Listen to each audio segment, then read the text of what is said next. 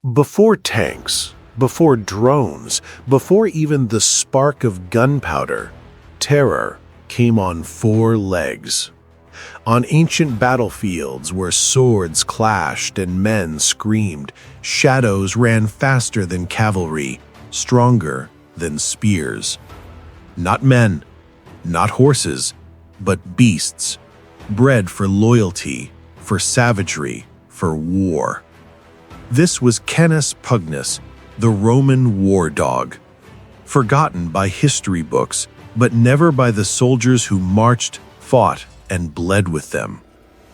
To the Romans, Carnis Pugnax was no pet. It was not fed scraps by the fire, nor pampered like a noble's hunting dog. It was a weapon, a breathing, snarling, muscular weapon. Legionaries called them guardians. Enemies called them monsters. The arena made them gladiators. And yet, despite all their roles, one truth remained. These dogs were soldiers. The blood of Carnis Pugnax flowed from the mountains of Epirus in today's northwestern Greece and Albania. There, centuries before Rome's rise, the Molossians bred hounds so powerful they became legend. Philosophers wrote of them. Aristotle described their size. Virgil admired their strength. These Molossian dogs were protectors of herds, guardians of flocks, and predators feared even by lions. Rome, the eternal thief of brilliance, saw these beasts as raw material. Import them, cross them with local Italian mastiffs, mix them with barbarian breeds from Gaul and Germania. Faster, fiercer, less predictable. The goal? Not beauty, not companionship, but the perfect engine of war. A dog strong enough to crush a man's throat, yet obedient enough to die on command. Thus, Carnis Pugnax was born. Imagine the training.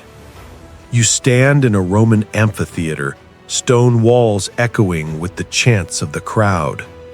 Chains rattle as a dark-furred beast is dragged into the arena. Its eyes burn. Its stomach growls with hunger. Opposite it, a condemned man, unarmed. Or perhaps a wild beast imported from Africa, a lion, a bear, a boar taller than a man. The horn sounds, the chain loosens, the dog leaps. The crowd roars as fangs sink into flesh. Blood spills, sand darkens. The dog does not hesitate, does not retreat. It obeys. This was its forging, to kill without fear, to ignore wounds, to channel fury into precision. But Rome soon realized this was more than a spectacle. This was a soldier in the making. By the 2nd century BC, as Rome expanded into barbarian lands, they faced enemies who already used war dogs. Celtic hounds that leapt over shields, Germanic beasts that fought to the last breath. Rome's answer was simple. Take the barbarian's idea and make it Roman. No wild chaos, no reckless frenzy. Instead, discipline. Carnis Pugnax became a legionary. It marched 30 kilometers a day beside armored men. It carried packs strapped to its back, food, messages, or even small supplies. At night, while men slept, it kept watch. Its ears caught what men could not. Its nose smelled ambush long before human eyes. In the chaos of battle, it struck with terrifying precision. Unlike Celtic hounds that attacked anything in sight, Carnis Pugnax knew allies from enemies. It charged only on command. It held formation. And if its master fell, it fought to the death over his body. And here, lies the heart of the story.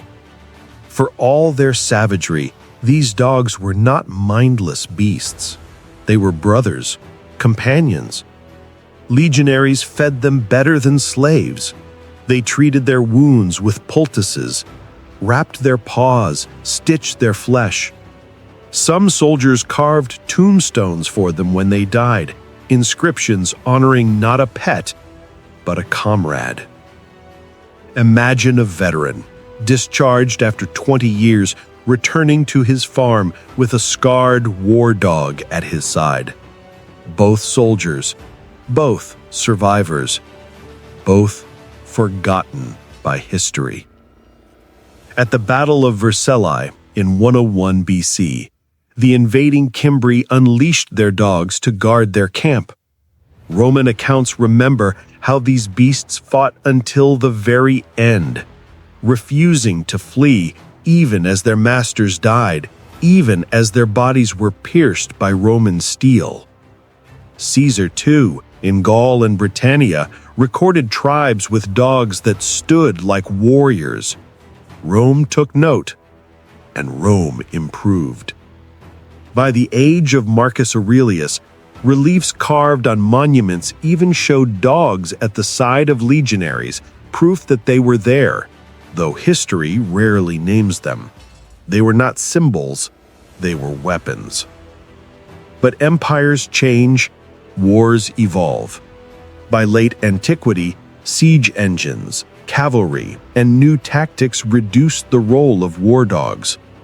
The Carnis Pugnax was bred into new forms or lost entirely in the chaos of Rome's collapse.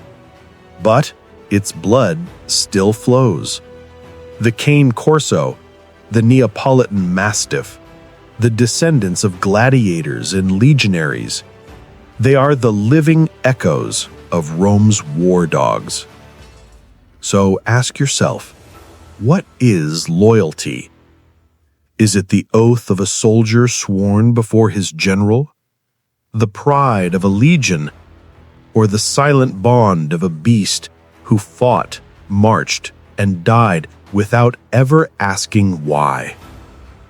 Carnis Pugnax did not survive as a name in textbooks, but it survives in every story of loyalty, every scar on Rome's battlefields, and every dog that still guards its master with the same silent devotion. Before tanks, before drones, before even the spark of gunpowder, terror came on 4 legs. This was Carnis Pugnax, the Roman war dog. If this story moved you, honor it. Leave a like, subscribe, and share it with those who love the ancient world. And remember, history is never truly gone, not as long as we tell its stories.